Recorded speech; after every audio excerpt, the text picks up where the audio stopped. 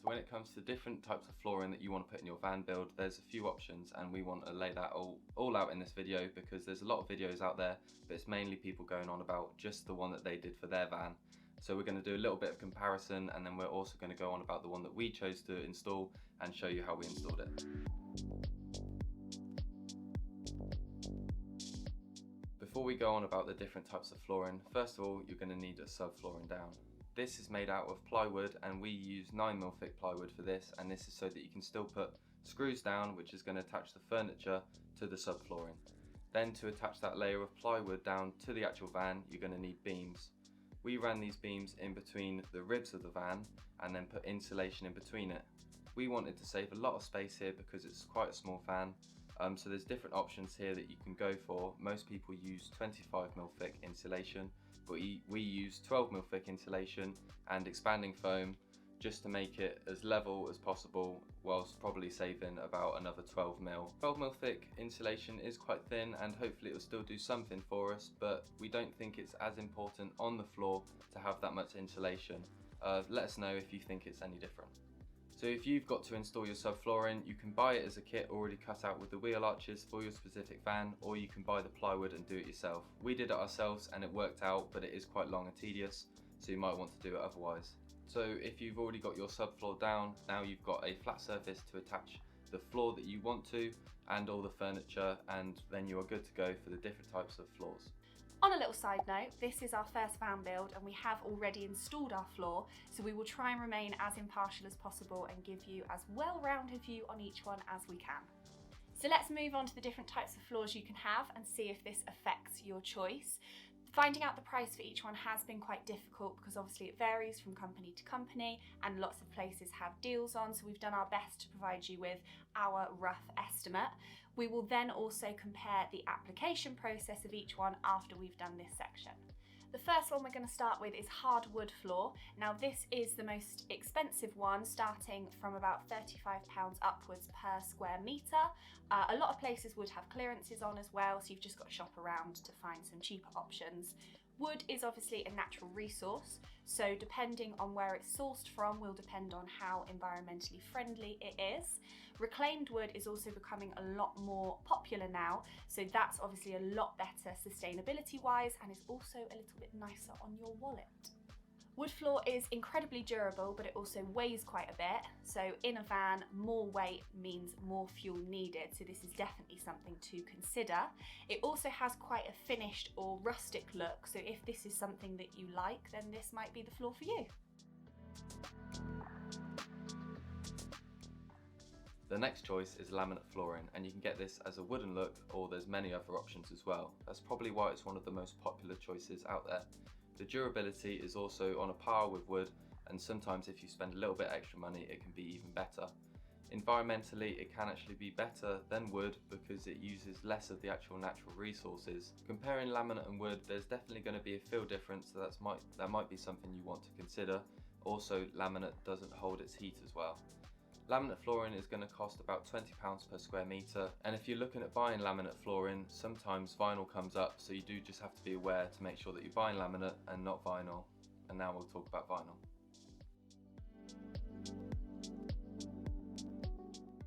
This type of floor is a little bit cheaper, starting at about £15 per square metre, and it is still highly resistant along with being 100% moisture resistant as well.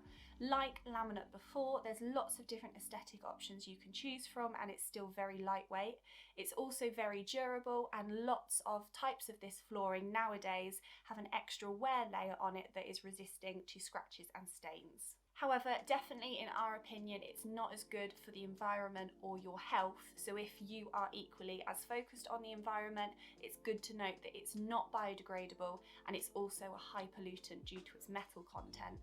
Whilst we were researching this type of floor, we found out this information from this website. Vinyl flooring can emit substances called volatile organic compounds from the plastic itself and also from the adhesives used to install it.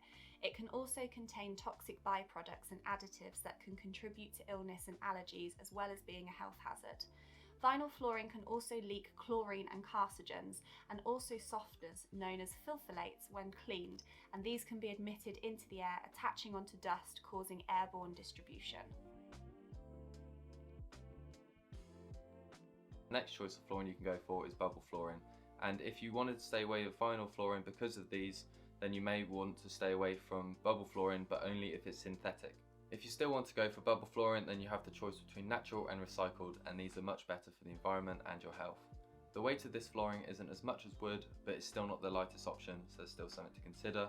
And the price per metre square is about £12. So this rubber floor is great because it's great for wear, water resistant, and it's also its own heat insulator.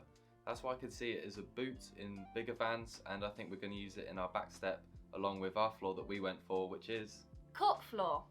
We decided on this type of flooring because it is incredibly environmentally friendly through sustainable harvesting and the tiny amount of waste generated in the manufacturing process, which is very important to us. It's also hypoallergenic and antimicrobial, which means it repels all allergens and doesn't hold any bacteria, so it's a lot healthier as well. It's also a good heat insulator, and the feel of it is like a soft cushion on your feet, so we thought this would be lovely for the floor, and it's sound absorbing too. It's also super light, which means there's no extra weight added to the van. There are of course some negatives. It can fade in the sunlight and it can be quite easily damaged, but where we've got such a small van, there's actually only going to be a very small part of it on show, so we thought that these positives far outweighed these very few negatives. Let's make a little table to compare the components that each have. So each column will get a rating out of 5, and then each type will have an overall score of 25 at the end. A low score means worse and a high score means better, and obviously these are still our own personal opinions. Starting with the price of each one per square metre, we are going to give wood a 1 out of 5, laminate a 3 out of 5, vinyl a 3 out of 5, bubble a 5 out of 5, and cork a 4 out of 5. Moving on to the environmental impact of each, we're going to give wood a 4 out of 5, laminate a 5 out of 5, vinyl 0 out of 5, bubble a 4 out of 5, and cork 5 out of 5.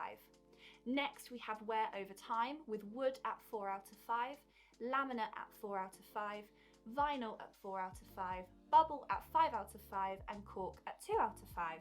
Moving on to aesthetic choices, with wood at 4 out of 5, laminate at 5 out of 5, vinyl at 5 out of 5, bubble at 1 out of 5, and cork at 2 out of 5. And finishing off, we have weight, with wood at 1 out of 5, laminate with 2 out of 5, vinyl at 2 out of 5, bubble with 3 out of 5, and cork at 5 out of 5. As you can see, we've got laminate at the top, and we think this reflects in its high popularity, then followed by cork and bubble, with wood coming in next and vinyl at the bottom. Now these are obviously still our personal opinions, and actually these ratings didn't really have an effect on us because we clearly didn't go for the one we've rated the highest.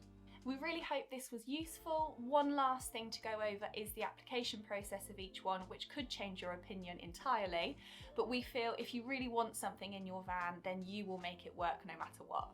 So the application for some of these are the same, so that's why we left it till the end. With wooden floor, laminate and vinyl, they can all come as planks, and then this means they're going to be installed the same. They usually come as tongue and groove, and you'd put them together and lay them all on the floor, and if you were putting it in a house, you'd leave wedges around the outside with a 10 to 12mm gap, and this is to allow for expansion and contraction with the changes of temperature. This also means that the floor then isn't actually attached to the floor, and in a van, when you're moving around, there's some differences. So to prevent this moving around, if you were to attach the furniture to the subfloor through this flooring, then that should stop it from moving around. But another thing you could do is add double-sided tape to some of the planks. This could also be useful when you're putting it all in, because then you have a datum that isn't going to move. Just another thing about those planks, if you are buying it but it's not tongue and groove and then they're just planks, then you are going to be sticking them down and you may have problems with expansion and contraction and then bulging. There's just not a lot of information out there, so it's going to be a judgment call for you, and sorry we can't give you any more information about it. It's just when you're installing in a van it is a little different. Then bubble, or anything that comes as a sheet, that may be vinyl as well, you're just going to be sticking that straight down and you're not going to have to worry about expansion or contraction here, so just stick it straight down. Any of the references that we've used to help us with this video we're going to leave down below, including the quotes from websites and videos for installations. Now with the application of cork flooring, this isn't going to suffer from expansion or contraction, and therefore you haven't got to worry about bulging. This comes as tiles, as we already know, and we used adhesive to stick it down with, but you can also buy this with sticky back already. We wouldn't recommend this because you don't know how strong that's going to be. We're going to do the installation of the cork floor on a different video, so I hope this was really useful in deciding which floor that you're going to use in your van, and I hope it goes really well. If you want to know how ours went and any tips and tricks, then we're going to go over that, and that video should be coming out next week, but we're going to start filming it right now. So let's install some cork floor.